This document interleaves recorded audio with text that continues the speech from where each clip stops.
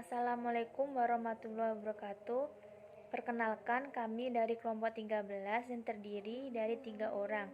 Saya sendiri, Septi Ikaryani, yang kedua Luciana, yang ketiga Taufik Hidayat. Kami di sini akan menjelaskan mengenai resiko likuiditas dan mitigasi risiko likuiditas. Yang pertama, saya akan menjelaskan pengertian resiko likuiditas. Resiko likuiditas merupakan resiko akibat ketidakmampuan bank syariah atau perusahaan untuk memenuhi kewajiban yang jatuh tempo dari sumber pendanaan arus kas atau aset likuid yang memiliki kualitas tinggi yang dapat digunakan, sehingga tanpa mengganggu aktivitas dan kondisi keuangan yang baik. Rasio ini sangat penting karena kegagalan dalam membayar kewajiban jangka pendek dapat menyebabkan kebangkrutan suatu perusahaan. Rasio ini dapat mengukur pada kemampuan likuiditas jangka pendek perusahaan dengan melihat aktiva lancar perusahaan terhadap hutang lancarnya. Yang selanjutnya mengenai faktor terjadinya resiko likuiditas. Di sini ada 4 faktor. Yang pertama, pada saat terjadinya penarikan simpanan yang cukup besar dan bank syariah tidak memiliki aset yang dapat segera dicairkan untuk memenuhi kebutuhan likuiditas. Yang kedua, terjadinya penurunan besar-besaran terhadap nilai aset yang bank atau perusahaan miliki, sehingga memicu ketidakkepercayaan nasabah, sehingga nasabah menarik dana dari bank. Yang ketiga, pada bank syariah, pada saat penarikan dana simpanan yang berjumlah cukup besar, maka bank syariah tidak memiliki cukup dana dan sumber pendanaan yang cepat yang dapat digunakan untuk memenuhi kebutuhan likuiditas tersebut. Yang terakhir, ketika bank syariah telah memiliki suatu komitmen pembiayaan dalam jumlah besar yang belum terrealisasikan dengan debitur, dan pada saat realisasi bank syariah tidak memiliki suatu dana yang cukup. Jenis resiko likuiditas. Yang pertama, resiko likuiditas pasar.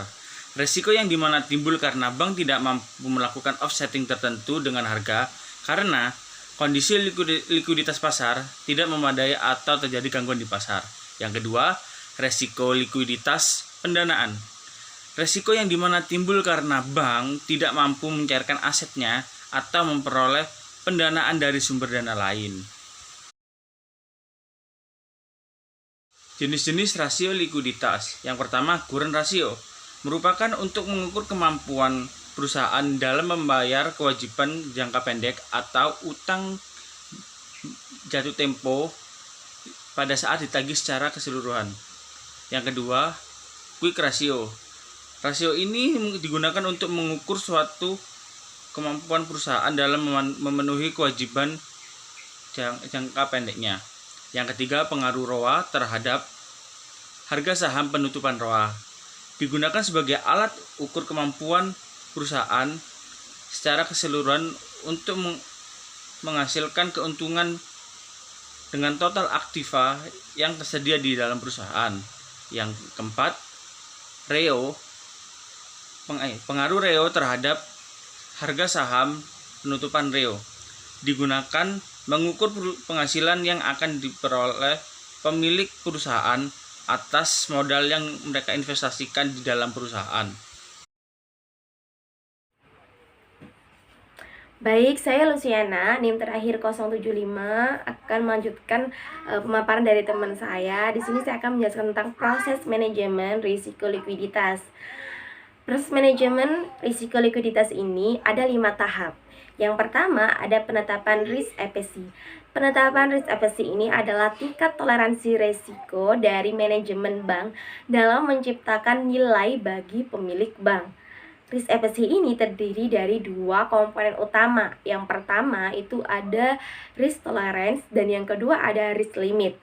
Nah, proses penetapan risk efficacy ini bukan merupakan proses yang hanya mengandalkan intuisi atau penilaian kualitatif belaka, akan tetapi harus juga menggunakan data historis yang mencerminkan tingkat risiko yang ada pada bank tersebut. Kemudian yang kedua ada identifikasi risiko. Tahap kedua, identifikasi risiko ini merupakan Proses identifikasi risiko, sebuah proses untuk menentukan risiko apa yang dapat terjadi dan bagaimana risiko itu bisa terjadi. Proses identifikasi risiko harus dilakukan secara menyeluruh. Jenis risiko yang melekat pada produk dan aktivitas bank dapat berbeda-beda. Begitu pula dampak yang diakibatkannya pun dapat berbeda-beda pula. Kemudian yang tahap ketiga adalah pengukuran risiko. Likuiditas, proses manajemen risiko likuiditas ini diawali dengan identifikasi berbagai komponen pada aset dan liabilitas yang sangat terkait dan likuiditas dalam likuiditas bank Islam. Aset-aset yang dimiliki bank syariah akan menghasilkan arus kas masuk, di mana dalam arus kas masuk tersebut ada beberapa cara yang dapat ditempuh oleh bank Islam untuk mendapatkan dana likuid. Kemudian ini proses manajemen risiko likuiditas yang keempat itu ada mitigasi risiko likuiditas. Mitigasi adalah suatu langkah pencegahan untuk menanggulangi risiko yang ada. Secara umum, proses manajemen risiko likuiditas tidak jauh beda dengan risiko yang lainnya. Khusus untuk risiko likuiditas, praktik manajemen risiko harus dilakukan dalam upaya menjaga agar bank Islam berada dalam tingkat likuiditas yang optimal. Di mana kelebihan maupun kekurangan likuiditas dapat dihindari.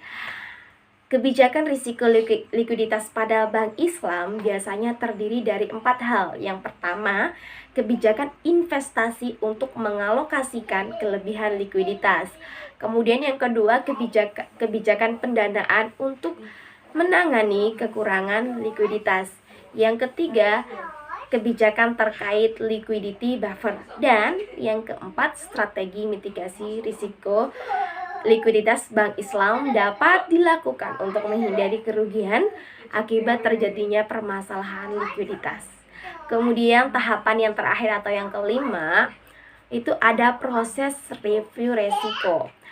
Pada tahapan evaluasi dan review risiko ini, tingkat risiko aktual yang terjadi pada bank Islam dimonitor dan dibandingkan dengan berbagai ketentuan risiko yang telah ditetapkan sebelumnya. Selain itu, evaluasi risiko juga dapat digunakan untuk melihat apakah kebijakan-kebijakan yang diambil dalam penanggulangan risiko sudah efektif atau belum. Nah, serta juga bisa digunakan untuk menentukan kebijakan apa yang akan diambil untuk langkah ke depannya.